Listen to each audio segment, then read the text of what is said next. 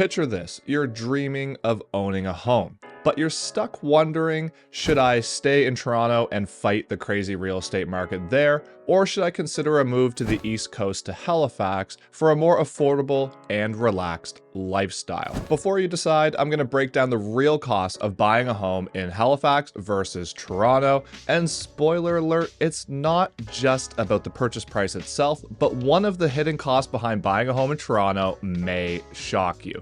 Now, just before I get into it, if you're new here, my name is Andrew Stevens. I've been a realtor in Halifax for over 10 years. And if you want to be educated on the Halifax real estate market, then hit that like button and hit that subscribe button. And if you're thinking about making a move to the Halifax and surrounding area and you'd like to get in touch with me to talk about that, you can reach out to me anytime in the Calendly link below. Okay, so in this video, I'm going to start off by briefly going over the general overview of both the Halifax and Toronto markets. And then I'm going to talk about the real cost of buying a home in both of those markets and also a condo in both of those markets as well. So let's start off with the Halifax real estate market. As most people know watching this channel, if you've been following along for a while, the market has been picking up over the last several years, and we really exploded during the pandemic and saw crazy increases, just like a lot of the rest of Canada. We're currently in a seller's market that's kind of approaching a balanced market. We've got about 3 months of listing inventory right now, and most of the year last year, we had about 2 months of listing inventory. However, it really depends on what you're trying to do. It is very much the tale of two markets here in Halifax. On one hand, we have the market that is, let's say, $500,000 or $600,000 and below, which would be considered an extreme seller's market. This section of the market is very difficult to get into homes. We're seeing a lot of multiple offer situations and a lot of properties that are selling very quickly for top dollar, often over the asking price as the result of a bidding war.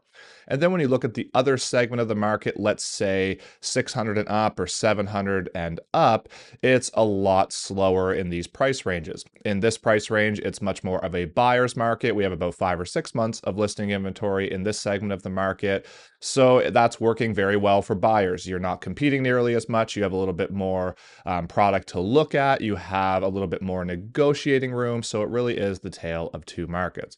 Generally speaking, our real estate market here is on the rise. Since 1980, we've only had 1 year that the average sale price year over year in the HRM hasn't gone up year over year, and that was all the way back in 1995. So there's been a lot of things going on since then, different interest rates, all kinds of economical things, but the reality is it has been a very stable market here in Halifax for the most part, and we've only gone down one time year over year since 1980, and again, that was back in 1995. Now moving on to the Toronto real estate market, this is the 416 area code that I'm talking about, and I had a Zoom call a couple weeks ago with my buddy Tom Story, who, if you're watching here on YouTube, may have seen his channel in Toronto, and if you're thinking about making a move there, I'd highly suggest reaching out to him. He runs an incredible real estate team right in the GTA. However, so this market is, like ours, mostly on the rise. There's been a few years where that's not the case. I would say it's a little bit less stable than our real estate market, maybe some bigger jumps and some bigger dips than we're used to seeing here in Halifax. Just like Halifax, Toronto is also sort of the tale of two markets, but it's more so due to property type. So on one hand, you have the condo market, which is favoring the buyer. So it's a buyer's market with the condos, and then you have the detached market, which is favoring the sellers. So this makes upsizing in the GTA very difficult because you're selling a condo, for example, if that's the first property that you owned, you're selling the condo in a buyer's market, and then you're purchasing in a more heated market if you're looking to upsize to a detached property because it's a seller's market in this detached property. So upsizing, very, very difficult. And obviously we know with the price points in Toronto, it's very difficult to get into the housing market to begin with. And we're going to dive into that here in a minute. So let's start off by looking at the cost of buying a home in Halifax. So I'm going to break this down into several sections, but this first section I'm going to talk about is directly on the Halifax Peninsula. So this would be North End Halifax, South End Halifax, Downtown, West End, and Central Halifax. So the entire peninsula. So the average home price for a detached home on the Halifax Peninsula is $833,000. In order to purchase this home, you would need a down payment of $58,300, and the deed transfer tax at 1.5% would be just under $12,500. And then you have some other closing costs for lawyer fees and inspections. And by the way, this is very similar in both Halifax and Toronto, so I'm going to use the same number for argument's sake for the sake of this video. So the total in terms of what you're going to need is just under $74,000 to purchase a home in Halifax. Now, moving on to condos, the average condo price in Halifax on the peninsula, again, we're staying on the peninsula for this one, is $587,000.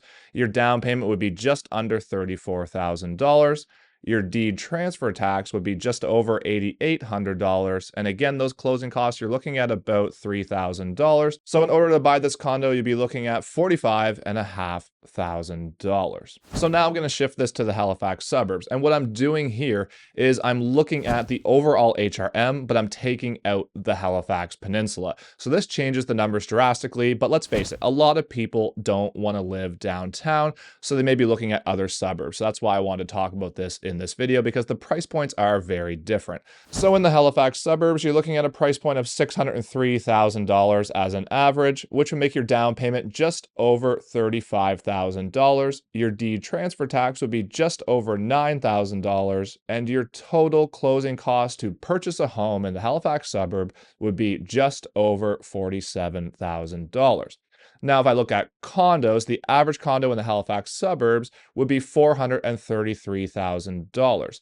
Your down payment for this would be just over $21,500. Your deed transfer tax would be just under $6,500. And again, you have your closing costs of $3,000. So you're just over $31,000 to purchase a condo in the Halifax suburb. All right, so let's shift this to buying a home in Toronto. And let me tell you, some of these numbers absolutely shocked me. Obviously, I knew the down payments would be what they are, but the big one in Toronto that really blew my mind was the deed transfer tax. So let's jump into this and look at the cost of buying a home in Toronto.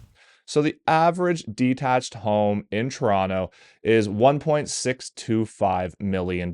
Yes, that number is real. It's crazy, but that is the number.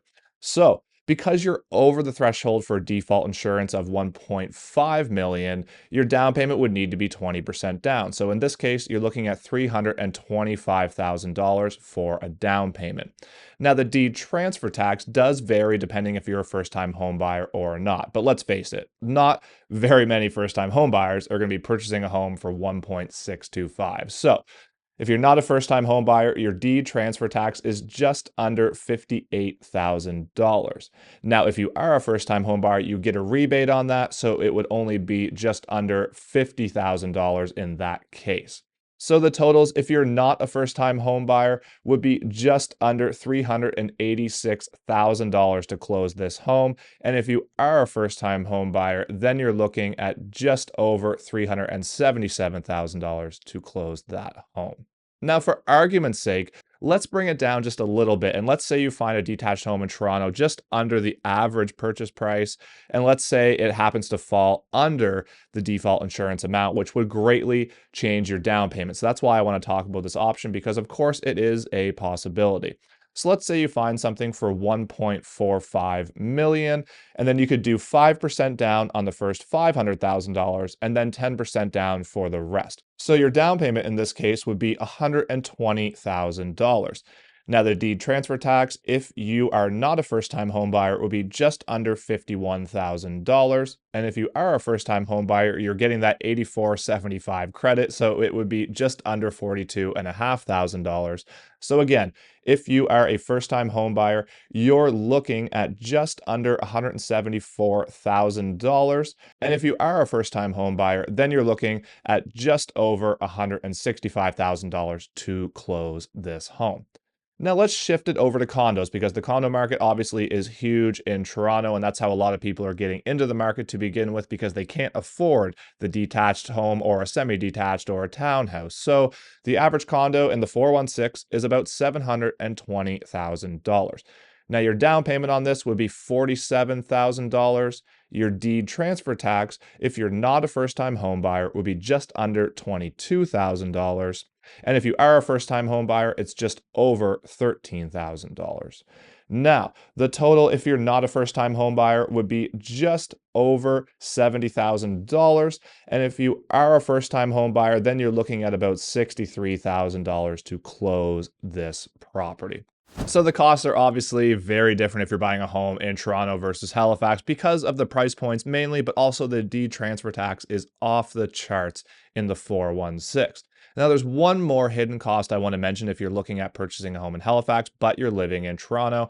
But most of you watching this video are likely to be exempt. But here in Halifax, we have a deed transfer tax of 1.5% of the purchase price. If you're coming from Toronto and you're not going to live in the property, then there would be an additional 5% deed transfer tax added onto this. So this is an out-of-province tax that was put in years ago. However, there are exemptions. So the exemption would be, in this case, if you're moving to Nova Scotia within 6 months of purchasing this property, then you would be exempt.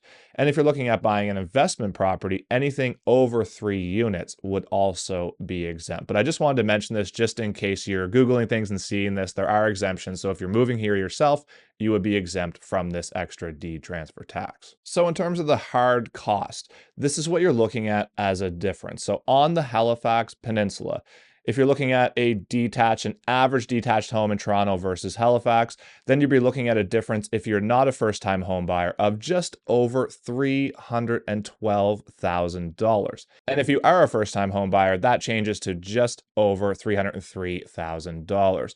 Now, in the example I used where there's maybe a cheaper home that's less than 1.5 million, then you're looking at a difference of about $100,000 if you're not a first-time home buyer, or about $92,000 if you are a first-time home buyer. And then the condo segment, it's not nearly the same in terms of the spread. So condos, if you're not a first-time home buyer, you're looking at a difference of about $26,000. And if you are a first-time home buyer, it's just under $18,000. Now, shifting to the Halifax suburbs, again, the difference of a detached average home in the suburbs versus the 416 area code would be just under $339,000 if you're not a first-time home buyer, and it would be just over $330,000 if you are a first-time home buyer.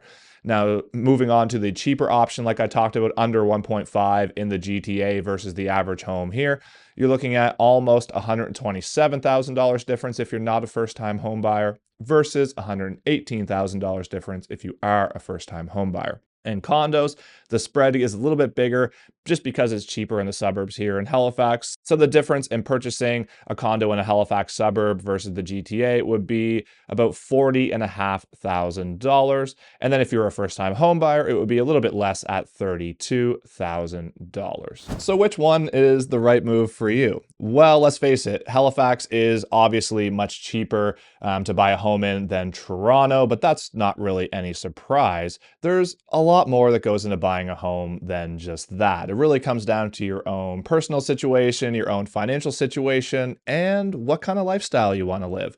Let's face it, there is a huge difference between living in a huge city like Toronto versus here in Halifax, where we only have about 550,000 people. So if you want to know more about why you should or why you shouldn't move to Halifax, you can check out either of the videos on the screen right now, or you can book a call or a meeting with me anytime through the Calendly link below in my description. And until next time, thank you so much for watching. I really appreciate your support. Don't forget to hit that like button and subscribe to the channel so you don't miss any of my future content, and have a great day.